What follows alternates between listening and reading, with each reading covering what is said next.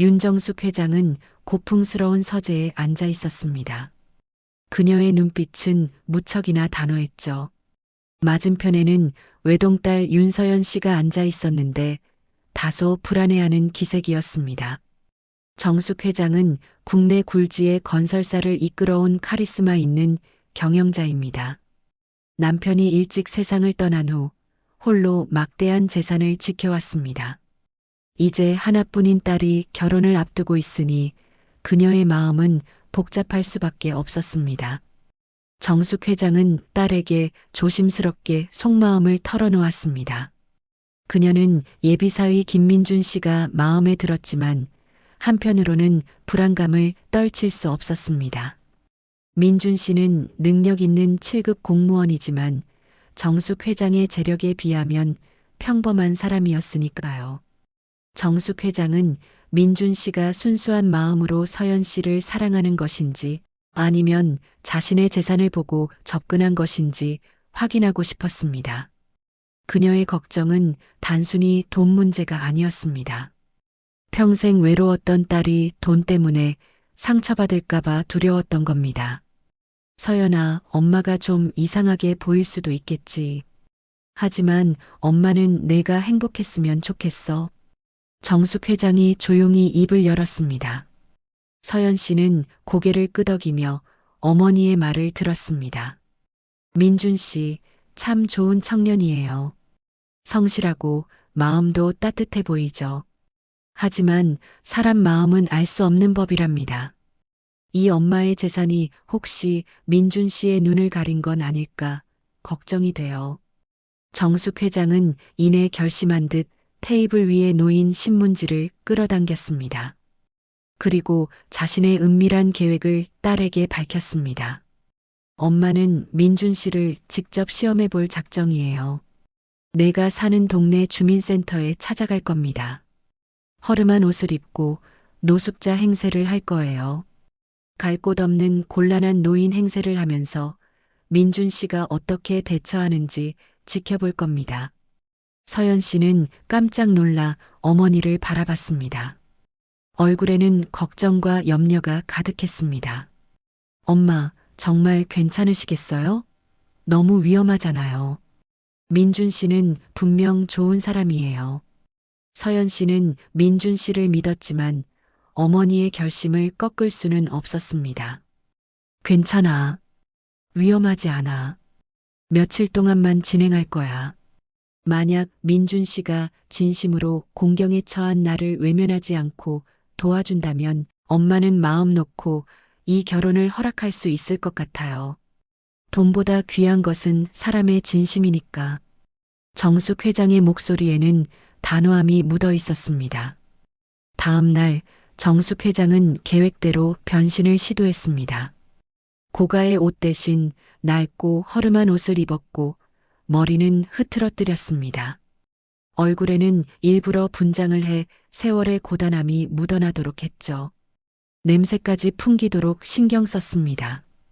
거울에 비친 자신의 모습을 보며 정숙 회장은 씁쓸한 미소를 지었습니다. 이제 그녀는 윤정숙 회장이 아니라 세상의 시선에서 멀어진 초라한 노인이었습니다. 그녀는 마지막으로 딸에게 전화를 걸어 민준 씨가 근무하는 주민센터로 향했습니다. 심장은 불안과 기대감으로 복잡하게 뛰고 있었습니다. 이제 곧 예비사위의 진심을 확인할 순간이 다가오는 것이죠. 그녀의 마음속에는 오직 하나, 딸의 행복만이 자리 잡고 있었습니다. 정숙 회장은 떨리는 발걸음을 애써 감추며 민준 씨가 근무하는 행복동 주민센터 문을 열고 들어섰습니다.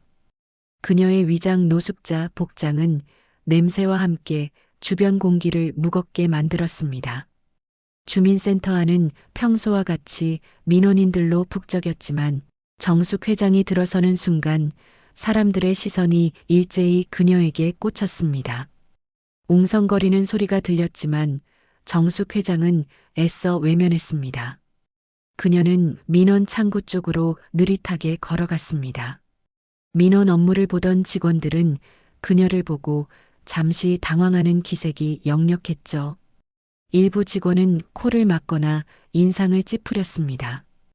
아마도 이런 종류의 민원인은 처음이거나 오랜만에 마주한 상황일 겁니다. 그들은 불편한 기색을 숨기지 못하고 서로 눈치를 보고 있었습니다. 정숙 회장은 젊은 공무원들이 앉아 있는 창구 중 하나를 향해 다가갔습니다. 그곳에 바로 예비사위 김민준 씨가 앉아 있었습니다. 민준 씨는 막 한 민원인의 업무를 처리하고 고개를 들었습니다.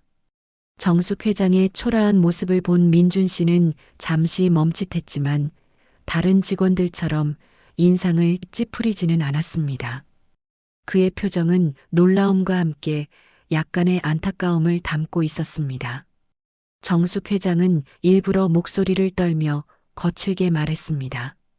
여기 갈 곳이 없는 사람 도와준다면서? 나는 갈 데가 없어. 잠잘 곳도 없고 밥도 굶었어. 기초생활수급자 신청을 하고 싶은데 어떻게 하는 건지 복잡해서 모르겠어. 그녀는 큰 소리를 내며 민원 창구 앞에서 소란을 피우기 시작했습니다. 주변의 민원인들은 불편한 듯 그녀를 피하기 시작했습니다. 다른 직원들은 난감해하며 서로에게 눈짓을 보냈습니다. 누군가 나서서 상황을 정리해야 했지만 모두들 이 까다로운 민원을 맡고 싶지 않은 듯 했습니다. 그들은 곤란하다는 듯 한숨을 쉬거나 고개를 숙이고 자신의 서류만 바라볼 뿐이었습니다. 그때 민준 씨가 의자에서 벌떡 일어났습니다. 그의 얼굴에는 망설임이 없었습니다. 그는 침착하고 온화한 목소리로 정숙 회장에게 말을 건넸습니다. 어머니, 놀라셨죠? 일단 이쪽으로 오시겠어요? 제가 따뜻한 물이라도 한 잔 가져다 드릴게요. 서서 말씀하지 마시고 편안한 곳에서 천천히 이야기해 주시면 제가 도와드릴 수 있습니다. 민준 씨는 다른 직원들에게 잠시 자리를 비운다고 말한 후 정숙 회장을 안내했습니다. 그는 사람들의 눈에 잘 띄지 않는 구석의 작은 상담실로 그녀를 모셨습니다. 정숙 회장은 일부러 비틀거리며 민준 씨를 따라갔습니다. 그녀는 이 상황을 완벽하게 관찰하고 있었습니다. 민준 씨가 다른 직원들처럼 자신을 꺼리지 않고 오히려 배려하는 모습을 보이자 정숙 회장의 마음 한구석이 조금씩 따뜻해지기 시작했습니다. 그녀의 시험은 이제 막 시작된 것이었습니다. 민준 씨의 행동 하나하나가 그녀에게는 너무나 중요한 평가 항목이었으니까요. 민준 씨는 정숙 회장을 주민센터 내의 작은 상담실로 안내했습니다. 그곳은 일반 민원 창구보다 조용하고 따뜻했습니다. 그는 정숙 회장에게 낡은 의자를 권했고 그녀가 앉자마자 따뜻한 종이컵을 내밀었습니다. 컵에는 믹스커피 대신 맑은 따뜻한 물이 담겨 있었습니다. 민준 씨의 세심한 배려가 돋보이는 행동이었죠. 민준 씨는 정숙 회장의 맞은편에 앉았습니다. 그는 정숙 회장의 행색이나 풍기는 냄새에 전혀 개의치 않는 모습이었습니다. 오히려 그의 눈빛은 걱정과 진심을 담고 있었습니다. 다른 직원들처럼 빨리 상황을 정리하려 서두르지도 않았습니다. 그는 정숙 회장이 이야기를 시작할 수 있도록 조용히 기다려 주었습니다. 정숙 회장은 연기력을 발휘하여 복잡한 노후 사연을 늘어놓기 시작했습니다. 설정된 사연은 이랬습니다. 남편은 몇 년 전 병으로 세상을 떠났고 하나뿐인 자식은 연락이 끊긴 지 오래다. 가지고 있던 작은 보증금마저 사기를 당해 현재 갈 곳이 없으며 몸도 좋지 않아 일도 할 수 없다. 그녀는 중간중간 한숨을 쉬거나 말을 더듬으며 절박함을 표현했습니다. 민준 씨는 정숙 회장의 이야기를 끝까지 경청했습니다. 그는 중간에 말을 끊거나 그래서 결론이 뭐냐고 재촉하지 않았습니다. 대신 가끔 고개를 끄덕이며 공감의 표시를 보냈고 중요한 내용은 꼼꼼하게 메모했습니다. 정숙 회장은 일부러 기초생활수급자 신청 절차에 대해 모르쇠로 일관하며 민준 씨를 시험했습니다. 복잡한 서류 절차와 까다로운 조건들을 설명하면서 민준 씨가 짜증을 내거나 지쳐하는지 관찰한 것이죠. 하지만 민준 씨는 끝까지 침착함을 유지했습니다. 그는 어려운 복지 용어 대신 어르신들이 이해하기 쉬운 말로 차근차근 설명해 주었습니다. 민준 어머니, 너무 걱정하지 마세요. 복잡하게 생각하실 필요 없습니다. 우선 저희가 긴급 지원을 해드릴 수 있는 부분이 있는지 확인해 볼게요. 서류는 제가 최대한 준비를 도와드릴 겁니다. 당장 몸이 불편하시니 며칠 머무르실 수 있는 임시 쉼터부터 알아보겠습니다. 그는 정숙 회장의 사연이 다소 비현실적이고 어딘가 꾸며낸 듯한 느낌이 있더라도 일단은 그녀의 어려움을 해결해 주는 것에 집중했습니다. 그의 주된 관심은 빨리 민원을 끝내는 것이 아니라 이 사람의 당장 위기를 모면하게 돕는 것에 맞춰져 있었습니다. 정숙 회장은 민준 씨의 진심이 담긴 눈빛을 보면서 가슴이 먹먹해졌습니다. 만약 다른 직원이었다면 아마 규정만 이야기하고 무성의하게 처리했을지도 모릅니다. 하지만 민준 씨는 시간을 들여 한 사람의 삶을 대하고 있었습니다. 그녀의 시험은 민준 씨의 인성과 인간적인 면모를 뚜렷하게 보여주고 있었습니다. 정숙 회장은 이 청년이 돈을 떠나 진정으로 사람을 귀하게 여길 줄 아는 사람이라는 확신을 얻기 시작했습니다. 시간은 어느덧 점심시간이 되었습니다. 민준 씨는 상담실 벽에 걸린 시계를 확인했습니다. 정숙 회장의 사연을 듣고 대책을 논의하느라 1시간을 훌쩍 넘긴 참이었죠. 다른 직원들은 이미 식사를 하러 자리를 비운 상태였습니다. 민준 씨는 정숙 회장의 얼굴을 살폈습니다. 초췌한 모습에 배고픔까지 겹쳐 기력이 없어 보였습니다. 민준 씨는 잠시 망설이다가 정숙 회장에게 양해를 구했습니다. 민준 어머니, 지금 점심시간입니다. 제가 잠시 다녀올 곳이 있는데 5분만 기다려 주시겠어요? 여기 상담실에 계시면 아무도 들어오지 않을 겁니다. 잠시만 기다려 주세요. 정숙 회장은 고개를 끄덕였습니다. 민준 씨는 서둘러 지갑을 챙겨 주민센터 밖으로 나갔습니다. 정숙 회장은 민준 씨가 무엇을 하러 갔는지 궁금했습니다. 규정상 점심을 사주는 것은 금지되어 있을 텐데 정숙 회장은 민준 씨가 혹시라도 불편함을 느끼고 이 상황을 피하려는 것은 아닌지 마지막까지 관찰하려 했습니다. 약 15분 후 민준 씨가 돌아왔습니다. 그의 손에는 따뜻한 비닐봉투가 들려 있었습니다. 봉투 안에는 김이 모락모락 나는 국밥 포장 용기와 플라스틱 수저, 그리고 뜨거운 물이 담긴 믹스 커피 한 잔이 들어 있었습니다. 민준 씨는 자신의 사비를 털어 인근 식당에서 국밥을 사온 것이었습니다.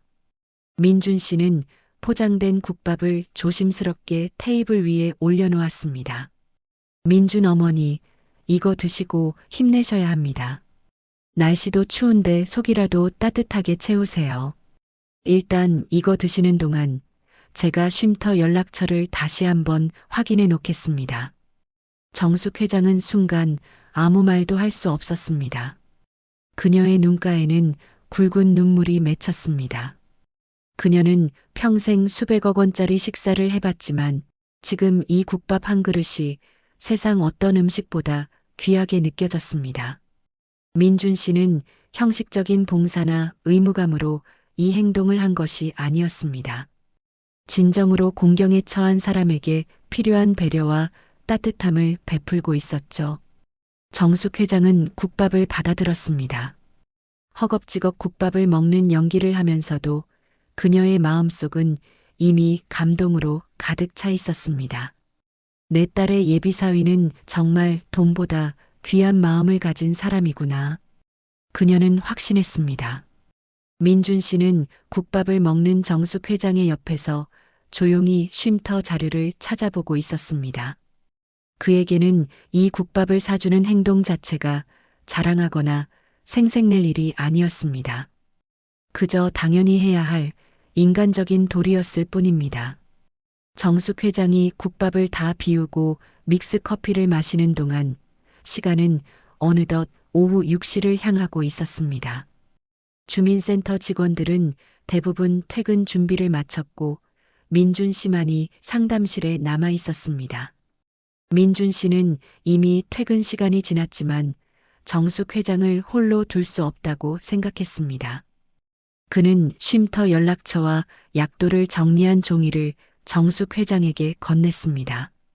민준 어머니, 이 근처에 여성 어르신들이 며칠 편안하게 머무르실 수 있는 쉼터가 있습니다. 지금 제가 전화로 확인까지 마쳤습니다. 여기서 주무시는 건 안전상 안 되고요. 제가 지금 퇴근 후 함께 모셔다 드릴게요. 정숙 회장은 민준 씨를 마지막까지 시험하기로 했습니다.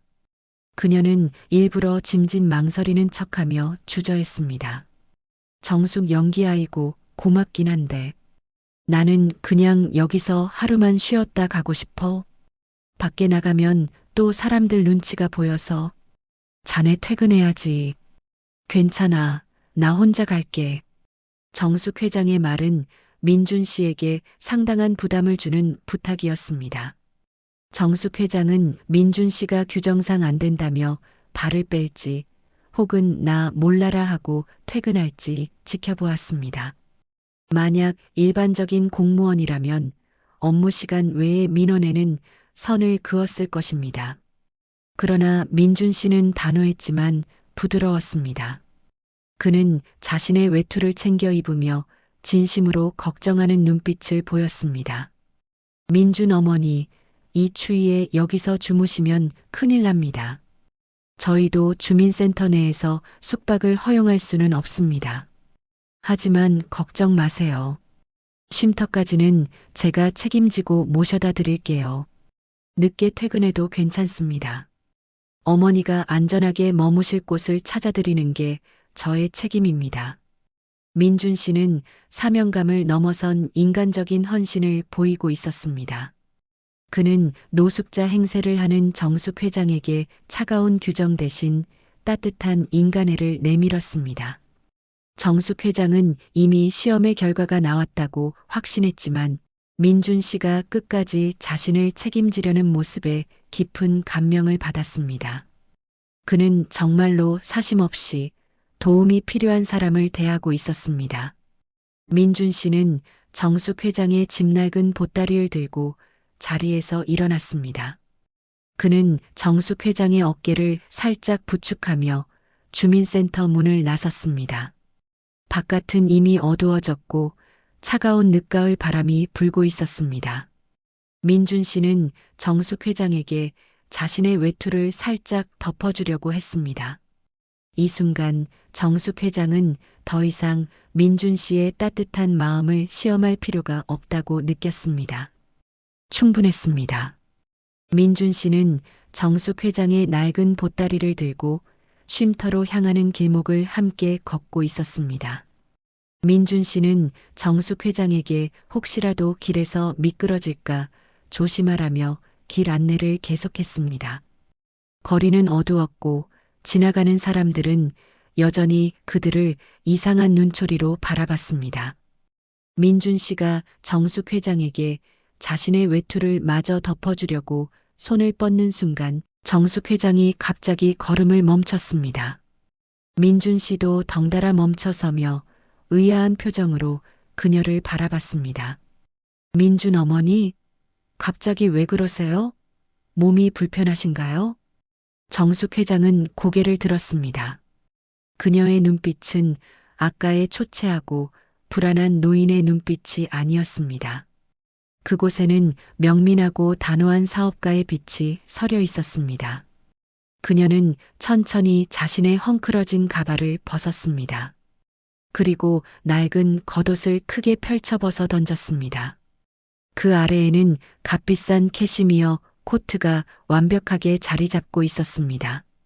주변의 가로등 불빛 아래 그녀의 얼굴에 칠해져 있던 분장마저도 지워지면서 깨끗하고 기품 있는 얼굴이 드러났습니다. 정숙 회장은 민준 씨의 눈을 곱게 바라보았습니다. 정숙 김민준 씨, 이제 그만. 시험은 끝났어요. 민준 씨는 눈앞에서 벌어진 믿기 힘든 상황에 완전히 얼어붙었습니다. 자신의 앞에서 노숙자 행세를 하던 노인이 순식간에 우아하고 기품 있는 중년 여성으로 변한 것입니다. 그는 혼란스러움에 입을 다물지 못했습니다. 머릿속이 새하얘졌죠. 하지만 곧 눈앞에 이 기품 있는 여성이 바로 자신의 여자친구 서연 씨의 어머니, 즉 윤정숙 회장이라는 사실을 깨달았습니다. 민준회 회장님? 이게 어떻게 된 일입니까? 회장님께서 왜 이런 위험한 일을? 민준 씨의 목소리는 충격과 놀라움으로 떨렸습니다. 그는 손에 들고 있던 낡은 보따리를 놓칠 뻔했습니다. 그는 그녀의 사연에 진심으로 걱정하고 헌신했는데 이 모든 것이 자신을 시험하기 위한 연극이었다는 사실에 엄청난 배신감과 혼란을 느꼈습니다. 하지만 정숙 회장의 표정은 미안함과 동시에 깊은 안도감을 담고 있었습니다. 그녀는 자신의 계획이 성공적으로 끝났음을 확인했습니다. 그녀는 민준 씨에게 다가서며 힘주어 말했습니다. 정숙 그래요. 시험이었어요. 그리고 김민준 씨, 당신은 합격입니다. 이 충격적인 반전은 민준 씨의 인생에서 가장 극적인 순간이었습니다. 그는 자신의 진심과 선의가 엄청난 재력가의 예비 장모에게 시험당했다는 사실에 놀랐지만 동시에 그 시험을 통과했다는 말에 복잡한 감정이 휘몰아쳤습니다. 민준 씨는 여전히 충격에서 벗어나지 못하고 멍하니 서 있었습니다. 정숙 회장은 민준 씨의 떨리는 어깨에 자신의 손을 조심스럽게 올렸습니다. 그녀의 눈가에는 이미 촉촉하게 눈물이 고여 있었습니다. 그 눈물은 연기가 아니었습니다. 민준 씨의 진심에 감동한 진정한 눈물이었죠. 정숙 미안해요, 민준 씨. 내가 너무 엉뚱한 방법으로 자네를 시험했죠. 하지만 나는 내 평생 모은 돈보다 중요한 것을 보고 싶었어요. 정숙 회장은 잠시 말을 멈추고 깊은 숨을 내쉬었습니다. 그녀의 목소리는 떨리고 있었습니다. 정숙 나는 많은 재산을 가졌지만 그 돈 때문에 사람들에게 수없이 배신당했어요. 내 남편은 늘 돈보다 사람이 먼저라고 했지만 현실은 그렇지 않더군요. 그래서 걱정했어요. 자네마저 혹시라도 내 딸에게 상처를 줄까 봐요. 그녀는 민준 씨가 국밥을 사와 건네던 순간, 그리고 늦은 시간까지 자신을 쉼터에 모셔다 주려 했던 순간들을 떠올렸습니다. 다른 직원들처럼 규정이나 겉모습으로 판단하지 않고 진심으로 자신을 대한 민준 씨의 행동 하나하나가 그녀의 마음을 움직였습니다. 정숙 자네는 나를 노숙자로 대하지 않았어요. 냄새나고 귀찮은 민원인이 아니라 도움이 필요한 한 사람의 어머님으로 대했죠. 다른 사람들은 모두 나를 외면했지만 자네는 따뜻한 국밥을 사주고 안전한 잠자리를 찾아주려고 퇴근 시간까지 미뤘어요. 정숙 회장의 눈에서 눈물이 흘러내렸습니다. 그녀는 민준 씨의 두 손을 꼭 잡았습니다. 정숙 고맙습니다, 민준 씨. 나는 수천억의 돈보다 어려운 사람에게 차별 없이 국밥 한 그릇을 대접할 줄 아는 사위를 원했어요.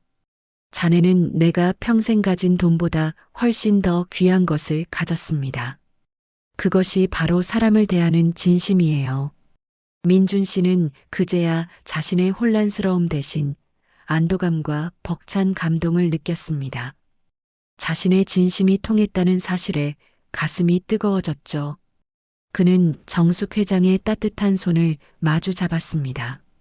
민준 회장님, 저는 그저 제 본분에 충실했을 뿐입니다. 당연히 해야 할 일을 했을 뿐이고요. 회장님의 깊은 뜻을 이제야 알겠습니다. 정숙 회장은 민준 씨를 진심으로 안아주었습니다. 그들의 포옹은 단순한 장모와 사위의 포옹이 아니었습니다. 그것은 돈의 장벽을 넘어선 진정한 신뢰와 인간적인 존중의 표현이었습니다. 정숙 내 딸을 맡기겠습니다. 자네라면 서연이를 행복하게 해줄 수 있을 거예요. 마지막 시험을 통과한 민준 씨와 세상에서 가장 귀한 사윗감을 얻은 정숙 회장의 마음에는 늦가을 밤의 차가운 바람을 녹일 만큼 따뜻한 감동이 가득 찼습니다.